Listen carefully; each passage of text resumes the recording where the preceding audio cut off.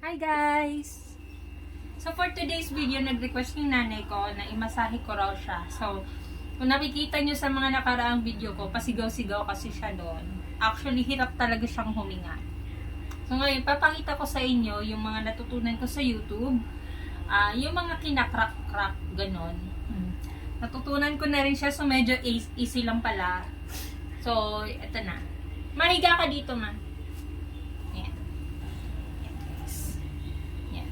Dito ka, yan. Okay ka na? Take a deep breath. Hingang malalim. Very good. Ayan. Pisan ko na. 1, 2, 3. O, yan. Okay ba? Okay na yung hininga mo. Umumutla ka. Normal yan, normal. Normal yan, ma. Ayan. Yung kamay mo naman. Kamay.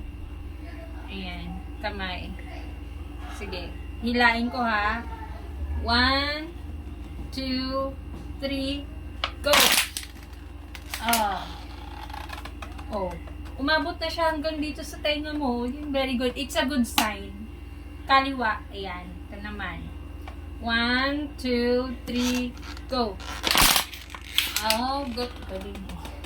Medyo humiwalay ba yung buto? Hindi normal talaga. Normal yan, humihiwalay. Okay na, ulitin ko. Sa likod naman na part, kasi kung nakaharap na ganyan, hindi siya balance. Kaya, pag ganyan natin ulit. Lumaylay. Ibabalik ko, ha. 1, 2, 3, go. O, yan. Dinig mo. O, kumabit na siya. O, sa kabila naman, kabila. Para magpantay. Kasi nakaganyan, o. Hindi naman okay. Hindi naman okay yung ganon. Sige. 1, 2, 3. Ayan. Okay na. Bumalik naman. Nakaganyan konti. Gusto mo sa likod naman. Ayan. Kasi yung likod mo, nakikita ko yung buto dito. O, ibabalik ko, ha. O, ayan. 1, isang tulak lang, ha. Pero 3 beses kong uulitin. 1, 2, 3. Ayan. Kabila. Sa may baba pa. Ayan. Tapos, sa may bandang puwetan. Ay, ba't lumabas yung tae?